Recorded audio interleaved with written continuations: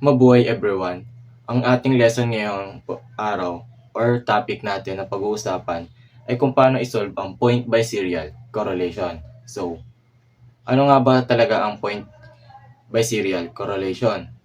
Ayon dito, the point by serial correlation coefficient is a correlation that measures the strength of association between a continuous level variables. Ito yung ratio or interval data and a binary variable. Binary variable ay variables of nominal scale having only two possible values. Yun yung mga pwedeng maging example natin, yung mga female and male, 1 or 2, mga ganon. They also called dichotomous variable. So yun na nga, parang kagaya ng unang nasabi ko. Given two variable sets in which x is continuous variable and y is the dichotomous variable. So ano nga ba ito? Pag-uusapan natin to pag diniretso na natin sa pagsasolve or nagbigay na tayo ng example. Sige, simulan na natin. So tuturuan ko kayo kung paano nga ba sagutan ng point by serial correlation. So may apat na column tayo dito. And ang ating unang column ay exam result and ang laman nito ay passed, failed, failed. So, yun, mga failed, passed. Then, sa second column, hours of studying. And this sa third column and fourth column, mamaya natin ito sasabihin. So, para makuha natin tong hours of studying, kailangan natin tong i-all. Kunin natin yung average and magiging kuha natin dito average ay 21 divided by natin sa 8. Bakit naging 8? Kasi 8 yung data nila. So, 2.63.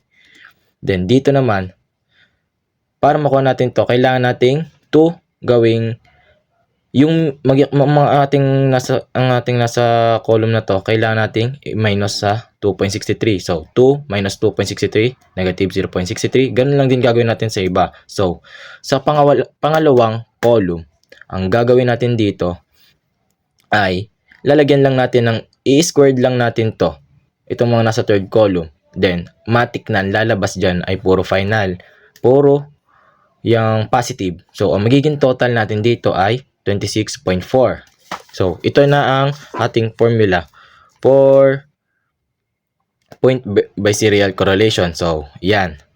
x1 minus x2 over sd times square root of n times n2 over n times n1 minus 1. So, kukunin muna natin yung SD. Paano makuha natin yung SD? Kukunin natin yung total ng fourth na column. So, then, ima-minus lang natin siya kung gaano karami yung data. So, ito na.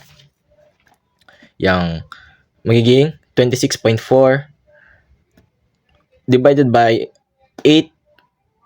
Hindi siya divided by over 8 minus 1. So, ang lalabas dito ay 26.4 divided by 7. So, ang magiging sagot natin sa SD ay 1.94. So, para makuha natin yon, yan, dito na tayo sa P na formula. So, bakit may 4.33 dito? Kasi tatlo yung past. So, tatlo yung past, then kukunin natin yung mga mean ng bawat past. Then, total natin yun, ina-average natin kung gaano karami sila. So, ang example, karami sila 3. So, 13 divided by 3, 4.33, and lumabas ay 4.33. So, ganon din sa failed. Ang lumabas sa failed, 8 ang total, then divided by sa 5 kasi 5 yung na-failed. So, 1.6.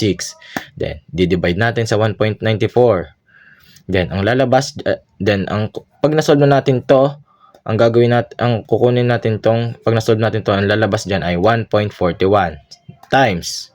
Ito naman, bakit may 3 times dito, 3 times 5 dito? Yung 3, galing nga sa past. Ito yung tatlong nakapast. And sa failed, ito yung 5 naka-failed. Then, itatimes lang natin siya.